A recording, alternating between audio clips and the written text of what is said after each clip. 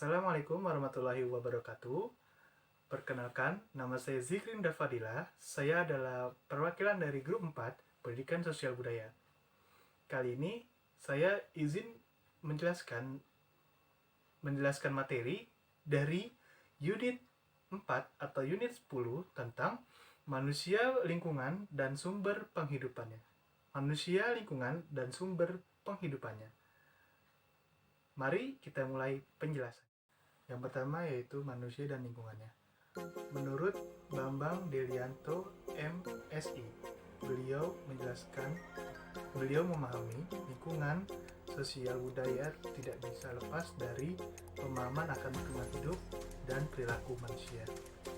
Lalu, pemahaman akan lingkungan hidup tidak bisa lepas dari pemahaman akan kehidupan.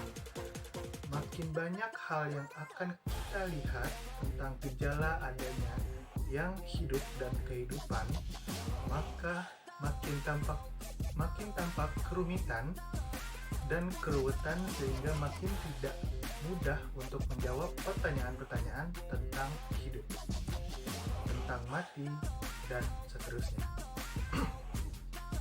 Dan pemahaman lingkungan hidup tidak akan sempurna apabila dilengkapi dengan pemahaman tentang manusia sebagai salah satu makhluk hidup yang mempunyai peranan lebih besar dibandingkan dengan makhluk hidup lainnya karena manusia mempunyai akal dan budi. Dengan akalnya, manusia mampu mengubah lingkungan alam menjadi lingkungan buatan sebagai habitat atau sebagai tempat tinggal manusia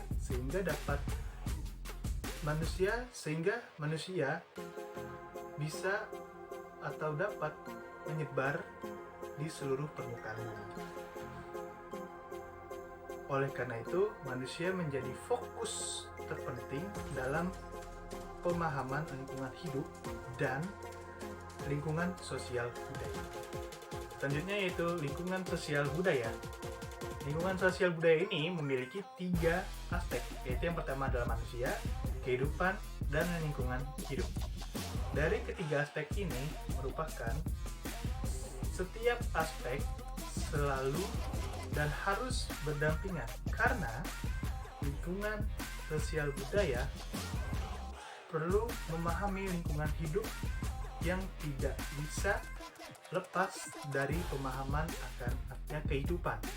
Pemahaman lingkungan hidup tidak akan sempurna bila tidak dilengkapi dengan pemahaman tentang manusia sebagai salah satu makhluk hidup yang mempunyai peranan yang lebih besar dibandingkan dengan makhluk hidup lainnya karena manusia memiliki akal budi. Lalu penjelasan selanjutnya yaitu ada manusia. Manusia adalah makhluk hidup yang bisa dilihat dari 2 sisi, yaitu sebagai makhluk biologis dan sebagai makhluk sosial. Sebagai makhluk biologis, manusia semua sama seperti makhluk hidup lainnya, yaitu mempunyai peranan masing-masing dalam menunjang sistem kehidupan. Dan sebagai makhluk sosial, manusia merupakan bagian dari sistem sosial masyarakat.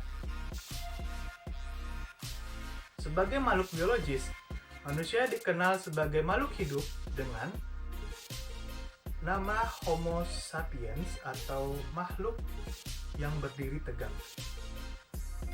Manusia juga memiliki arti lain yaitu sebagai makhluk bipedal.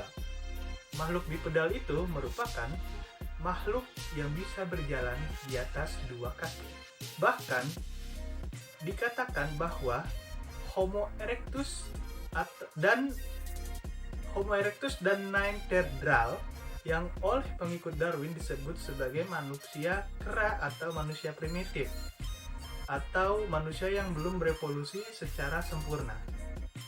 Dan menurut pendapat lain, yaitu menurut Harun Yahya, manusia diciptakan oleh Allah dalam keadaan yang telah dilengkapi dengan seluruh kemampuan dan ciri masing-masing.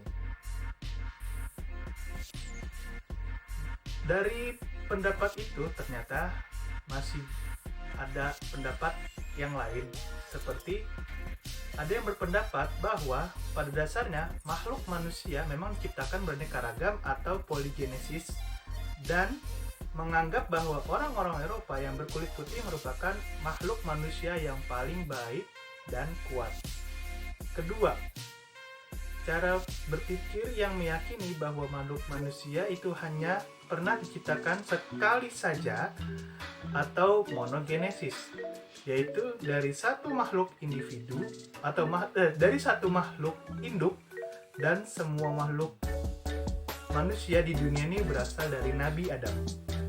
Makin banyak hal yang kita lihat tentang gejala adanya hidup dan kehidupan, makin banyak pula yang kita pikirkan dan tersimpan dalam ingatan. Selanjutnya, menurut Ribes dalam Surjani pada tahun 1988, beliau menyebutkan bahwa hidup dan kehidupan makin tampak rumit dan ruwet, sehingga makin tidak mudah untuk menjawab pertanyaan tentang hidup, tentang mati, dan seterusnya. Bahkan kalau kita berbicara tentang hakikat hidup secara global, akan tampak bahwa hidup itu sesuatu yang membingungkan, penuh tanda tanya. Terima kasih telah menonton video materi ini. Semoga kita dapat mendapatkan ilmu baru dan bertambah lagi ilmunya. Terima kasih. Wassalamualaikum warahmatullahi wabarakatuh.